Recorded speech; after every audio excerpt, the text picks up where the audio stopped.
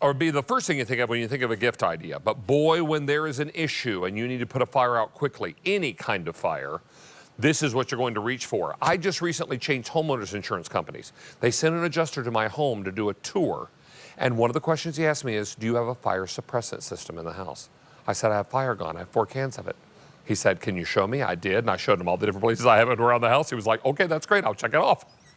So it was great. This is going to get after grease fires, gas fires, food fires, electrical fires, whatever you've got going on, this is going to do the job. Amy D'Angelo is one of our home problem solution specialists, and she's here with a product called Fire Gone, 4 cans that can make the difference in a bad and dangerous situation, right? Yes. Talk to us about how this works. David, if you use bug spray, you can use this. There's a little tab on the top. All you're going to do is pop that off, put your finger on the trigger, and spray. Actually, we have some fires. I would love to. May I? Yes, you can. Now, we have buckets of real fire here, so now how far away can we stand? So we're about 4 to 6 feet away, and you can just go right ahead and spray. Put your finger right on that trigger, and once the fire goes out, come in a little bit closer. If it's a bigger fire, you might need a second can, but this is going to spray for, here you go. You can go thank you. Fire number 2. Appreciate that. There you go. It's going to spray for 15 seconds, and it's going to discharge initially at a distance of 13 feet. Now, these fires are made up of grease, fabric, oil, and electrical fires. And David, do you feel like you can do this? I mean, that it takes away that bit of panic, right? It takes away the panic. It gives me a great sense of accomplishment. It puts me in control of a situation that typically is out of our control, right? That's right. And if you let a small fire get out of hand, that's when it becomes really dangerous and can become really destructive. Yes. Not only that, but also life-threatening. This is something that is going to be fantastic. Set of 4 of these for $29.98. They have a 4-year shelf life. I hope that these never get used in your house. I hope you never have an occasion to need them. But boy, when you need them, you're going to be awfully glad you have them. Yes, and you know, that's what I love about this, is it gives you that ability to take that situation and get it under control. I actually have a road flare here. I'm going to light it. There we go. And you can see here it's lit. And I'm just going to actually let it get hot for a second. I'm going to kind of put it in here. You can see it's kind of splattering things around, making a big mess. I'm going to come over here, and if you want to come with me, I'll let you put this out. I'm going to put it right here in this pail. Oh, perfect. There you go. Now I'm going to spray it with Fire Gone. Right at that flame. Look at that. And look at that. And David, those are used by emergency services. And they're used in snow, in pouring rain, because they don't extinguish unless you have something like Fire Gone. That's right. Now, I can tell you, we've already taken orders for 650 of these sets. Now, here's what you're getting. You're getting 4 of these cans, and each can is 16 ounces. Yes. So 4 16-ounce cans, each with a 4-year shelf life. Now, ordinarily, 4 of these at retail would be almost $51. Tonight, we're at $29.98. I want you to leave one of these in the glove box of your car. Stay over here. Okay. We have fires behind you. Oh, my word, yes, you do. I want to make sure that all of you are taking advantage of this and putting it one out by the barbecue, one in the camper, one on the boat, one in the car, one under the kitchen sink. In the laundry room. In the bathroom. Everywhere. Everywhere. Now, here is electrical fire and a toaster. Check this out. I'm going to do this. I'm ready? Please. So I'm going to go right in there, because think about it. Sometimes your toast just goes a little crazy, and this fire is a little strong, so I might need a second one. But David, why don't you get that electrical? I'm going to get both of them. There you go. There we go. And now look at this this power strip. And we all have those in our home. We all have those power strips that are charging our phones. Your fire is your clothes on fire. Your shirt's on fire. And I ruined my pants too. I really should not be ironing. I really shouldn't be. I think you need to let. This was still a little This one doesn't want to go out. There you go. I tell you what, that's an aggressive fire down in there. All right, come on now, kids. There we go. There we go. Done. But this is what it's all about, because when these kinds of things happen, little problems can turn into huge disasters if you're not careful.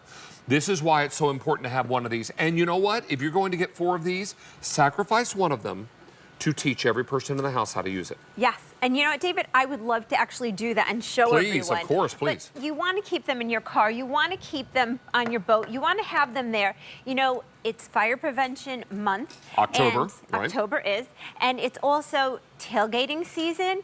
Christmas is coming up. We're putting up those trees. What happens when you bring a dead tree in the house and put hot lights on it? Not so good. It's kind of a fire hazard, isn't it? Looks pretty, fa la la la la, until it catches fire. That's right. Or what if there's an electrical fire with the old power strip behind the Christmas tree? And then there's a problem, and you want to avoid that problem. But I want to show you, I'm actually going to let the camera come in close here, and I want to show you, here's that little tab on the top. All you're going to do is pop that tab, and I'm just going to aim it right at that pail right there. And you're just going to put your finger on the trigger, just like you're using bug spray. It is that easy to do. If you can spray hairspray, you can use this. fire gun. And Now check out these buckets. Here we go. Again, let me pop the top. Pop the little protective Pop your cover. tab. Point then, it. We're about 4 feet away. As that fire goes out, I like to get in closer and make sure we've gotten to that bottom and make sure it's out. But again, David, these fires Gone. are made up of grease, Thank you, dear. fabric, oil, and electrical fires. Pop that tab every time. That's the one thing you've got to remember, to pop that tab and make sure that, Look at there that. you go. Gone. And here's one more. One more. Thank you, dear. We make a good team here. Look at us. Look at us, putting out fires. Putting out fires quite literally. And David, again, it's that simple. All you're doing is putting your finger on that trigger and you're pointing it right at your fire and spraying. And these fires are made up of the things that we have in our home every day. Wood, fabric, grease, oil, and electrical fires. Keep them everywhere. The boiler room, the dryer. You know, think about the lint that comes out. Well, the lint that builds up in your dryer, and then you turn on this super hot appliance. And you might as well stuff newspaper in there because it's going to catch fire at some point, because what we clean out of the lint trap is a small percentage of what's actually down inside that dryer. Stuck in there, and what are you going to do when that happens? And here we go. We have some more fires that we are going to be ready for. But you can see there we are putting out fires outside. And all we're doing is popping that tab right on the top. They have a 4-year shelf life. Right. And I like to tell everyone we want to keep them, you know, in a temperature that's... Girl, you got some flammable toast. I got some flammable. I really shouldn't use toasters, I guess. But you want to keep these in an area where it's above freezing and below boiling. Well, you know what it is? It's an old toaster. Maybe the electrical part has become frayed.